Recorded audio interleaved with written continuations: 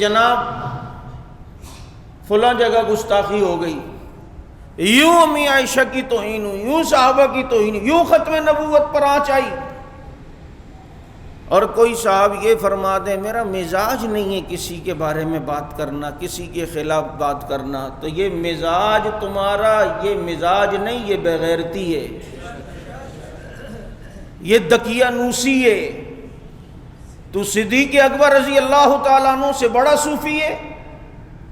صدیق اکبر رضی اللہ تعالیٰ عنہ سے بڑا ولی ہے کہ نبوت کے بعد اگر کوئی مقام ہے تو وہ صدیقیت کا ہے۔ لیکن جب صدیق نے دیکھا کہ دشمن دین پر مختلف جگہوں سے اور مختلف سمتوں سے حملہ آور ہے، کیا صدیق گھر پہ بیٹھے؟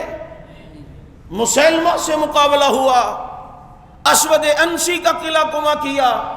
منکرین زکوٰۃ سے مقابلہ کیا، مرتدین سے مقابلہ کیا، فارس کی طرف اپنی فوجوں کو بھیجا۔ آج یہ کہا جائے کہ جی ہمارا مزاج نہیں ہے، یہ مزاج نہیں، یہ ڈر ہے کہ تیری اس بے غیرتی پر خدا نہ خواستہ ایمان نہ چھن جائے، کہ اگر کسی کے دل میں برائی کو برائی نہ سمجھے اور اتنا اس کو روکنے کا کوئی جذبہ بھی نہ ہو، تو مجھے بتاؤ اللہ رب العزت کو ایسی ولایت چاہیے؟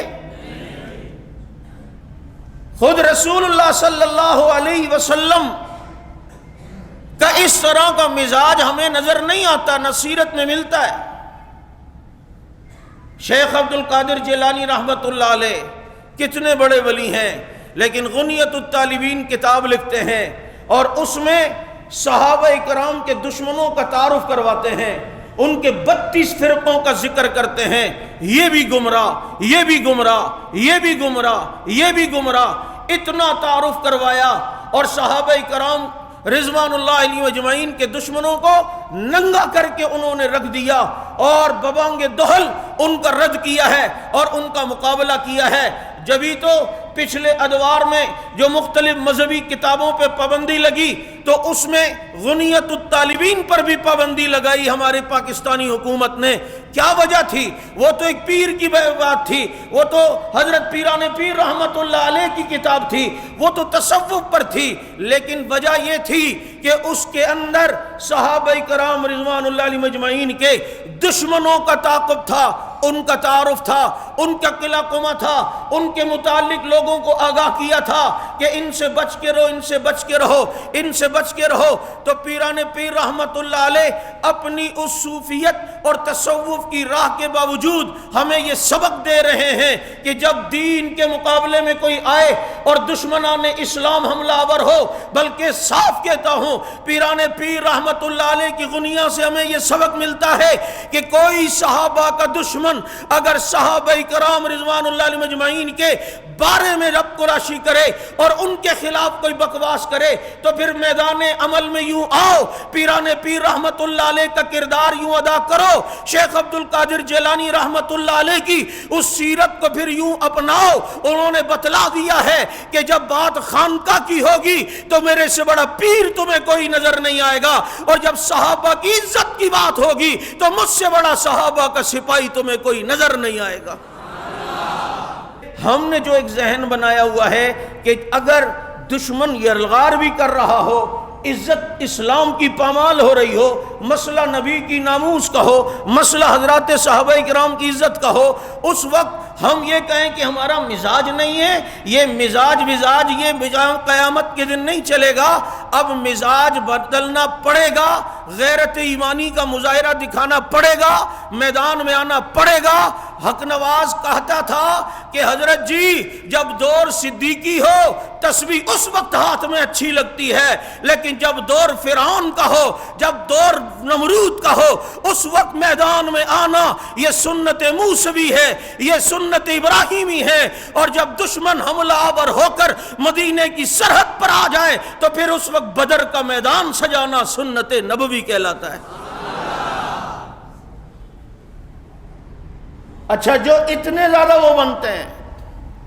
اس وقت فوراً کوئی حضرت کو کچھ کہہ دے یا حضرت کے گھر والوں کو کہہ دے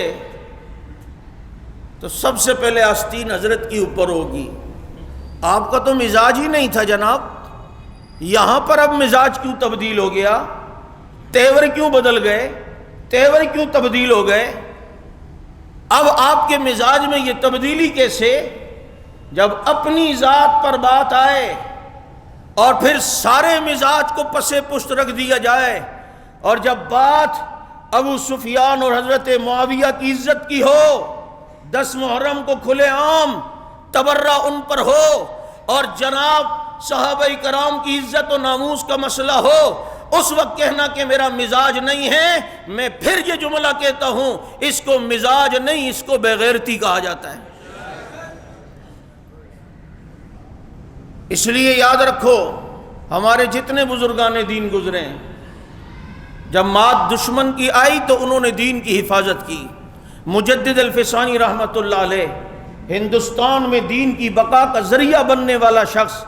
یہی شیخ احمد سرہندی مجدد الفسانی رحمۃ اللہ علیہ ہے۔ خانقاہی سسٹم تھا، نقشبندی سلسلے سے تعلق تھا، خانقاہوں میں بیٹھنے والے تھے، لیکن جب ظالم بادشاہ نے دین اکبری کی بنیاد رکھی تو یہی خانقاہ میں بیٹھنے والا شخص پھر میدان میں کھڑا ہوا نظر آتا ہے، اور پھر اس کی استقامت اور جرت کی برکت سے اکبری دین اللہ رب العزت نے ہندوستان میں ملیامیٹ کیا، اور ہندوستان بر صغیر کے اندر اسلام کی بقا کا اللہ رب العزت نے مجدد الفسانی رحمۃ اللہ علیہ کو ذریعہ بنایا ہے۔ آپ ماضی میں ایسے بے شمار